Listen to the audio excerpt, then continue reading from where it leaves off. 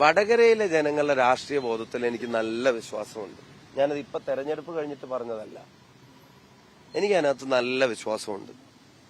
അവർ ഒരു തരത്തിലുള്ള ഇല്യൂഷൻസിന്റെ പുറകെയും ഈ തെരഞ്ഞെടുപ്പിൽ പോയിട്ടില്ല. അത് കേന്ദ്ര ഇല്യൂഷൻ ആണെങ്കിലും സംസ്ഥാന PR ഇല്യൂഷൻ ആണെങ്കിലും അതിന്റെ ഒന്നും പുറകെ അവർ പോയിട്ടില്ല. രണ്ട് ഗവൺമെന്റുകളെയും കൃത്യമായിട്ട് അവർ തിരിച്ചറിഞ്ഞിട്ടുണ്ട്. ഈ രാജ്യത്ത് നടക്കുന്ന ഈ തെരഞ്ഞെടുപ്പിന്റെ രാഷ്ട്രീയ പ്രാധാന്യം കൃത്യമായി അവർ ഉൾക്കൊണ്ടിട്ടുണ്ട്. വടകരയിൽ സമാധാനത്തോടെ ജീവിക്കാൻ വേണ്ട സാഹചര്യങ്ങൾ അത് അവർക്ക് കൃത്യമായിട്ട് അറിയാം. അതുകൊണ്ട് ആ നെക്സസിനെയൊക്കെ വടകരയിലെ ജനങ്ങൾ, ഞാനിപ്പോ വോട്ട് എണ്ണിക്കഴിഞ്ഞിട്ടല്ലല്ലോ പറയുന്നത്, ഞാൻ അതിന്റെ മുന്നേ തന്നെ പറയുന്നു, വടകരയിലെ ജനങ്ങൾ അതൊക്കെ കൃത്യമായിട്ട് തിരിച്ചറിഞ്ഞിട്ടുണ്ടെന്ന് തന്നെയാണ് എന്റെ തികഞ്ഞ ആത്മവിശ്വാസം.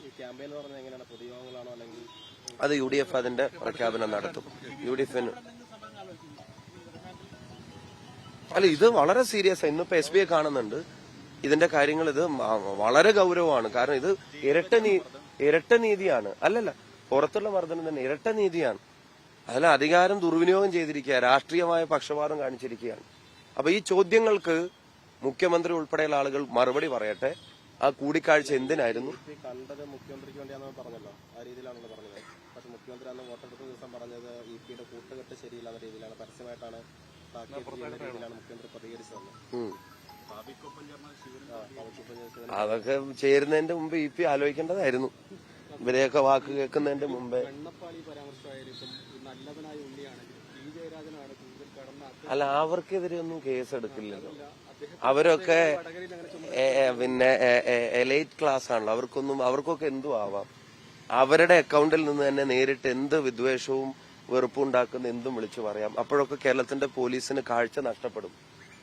അവർക്ക് പാർട്ടിക്കും സ്ഥാനാർത്ഥിക്കും ഒന്നും അതിൽ ഉത്തരവാദിത്വം ഉണ്ടാവില്ല. ഇല്ലാത്ത ക്രിയേറ്റ് ചെയ്ത ഫേക്ക് ആയിട്ടുള്ള വാട്സപ്പ് സ്ക്രീൻഷോട്ടിന്റെ ഉത്തരവാദിത്വം ഞാൻ ഏറ്റെടുക്കണം. ഇതാണല്ലോ ഇപ്പൊ ഇതിന്റെയൊക്കെ ലോജിക്ക്. അതിനൊക്കെ മറുപടി ഞാൻ പറഞ്ഞു കഴിഞ്ഞു. എന്റെ ഈ ചോദ്യങ്ങൾക്ക് പിന്നെ എന്റെ ചോദ്യം ആയതുകൊണ്ട് മറുപടി പറയണ്ട.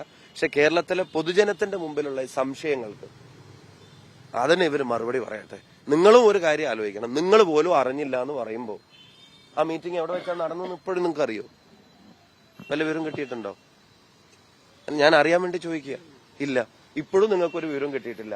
അത്ര രഹസ്യ സ്വഭാവമുള്ള ഒരു മീറ്റിംഗ് അറേഞ്ച് ചെയ്തിട്ടുണ്ടെങ്കിൽ അത് എന്തിനാന്നൊന്നും അറിയണ്ടേ? മറ്റേതാണെങ്കിൽ കടക്ക് പുറത്ത് എന്ന് പറഞ്ഞിട്ട് നിങ്ങൾ അങ്ങനെ ആട്ടി ഇറക്കിയതെങ്കിലും പിന്നെ കാണാൻ പറ്റും. ഇതിപ്പോ അതും ഇല്ല. അതിനല്ലെങ്കിൽ സുഖമാണോ എന്ന് ചോദിക്കാൻ വേണ്ടി ഇത്ര അടച്ചിട്ട് ഒരാളും അറിയാത്തൊരു മീറ്റിംഗ് നടത്തേണ്ട കാര്യമില്ലല്ലോ. അതിന് രാഷ്ട്രീയ ലക്ഷ്യങ്ങളും പൊളിറ്റിക്കൽ നെക്സസും അല്ലാതെ മറ്റൊരു ഉദ്ദേശങ്ങളോ അല്ലെങ്കിൽ കേസുകളുമായി ബന്ധപ്പെട്ടുള്ള പരസ്പര ധാരണകളും ഡീലിംഗ്സും അല്ലാതെ മറ്റെന്തെങ്കിലും ഉദ്ദേശം ഉണ്ടായിരുന്നെങ്കിൽ അതിന് ഇത്ര രഹസ്യ സ്വഭാവം കൊണ്ടുവരേണ്ട കാര്യമില്ല. ഇനി ഇതിപ്പോ വല്ല UDF കൺവീനറൊക്കെ ആയിരുന്നു കണ്ടിരുന്നെങ്കിൽ ഇപ്പൊ കേരളം കീഴ്മേൽ മറിഞ്ഞിട്ടുണ്ടാവുമായിരുന്നില്ലേ?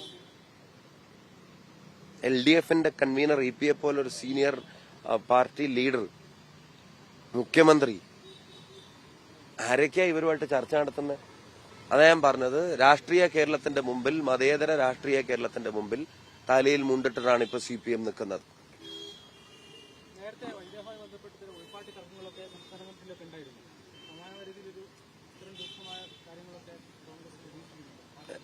അല്ല, ഞാൻ ചോദിക്കുന്ന അതിനുവേണ്ടി EP കണ്ടതാണെങ്കിൽ മുഖ്യമന്ത്രി അഡ്വാൻസ് കാണുന്നതിന് ഇദ്ദേഹവുമായിട്ട് ബന്ധപ്പെട്ട് ഉൾപാർട്ടി തർക്കം തീർക്കാൻ അയാൾക്ക് എന്താ റോള്? ജാവേദ്കറിന് എന്താ റോള്? അതൊക്കെ അവർ ഉൾപാർട്ടിയിലൊക്കെ അവരെന്താ വെച്ചാൽ തീരുമാനിച്ചോട്ടെ. അവരുടെ പാർട്ടി, അവരുടെ ഉൾപാർട്ടി. കേരളത്തിന്റെ മുഖ്യമന്ത്രി BJP പ്രഭാരിയുമായിട്ട് കൂടിക്കാഴ്ച നടത്തിയിരിക്കുന്നു, അതീവ രഹസ്യമായി. For what? അതിന്റെ രാഷ്ട്രീയ ലക്ഷ്യങ്ങൾ എന്ത്?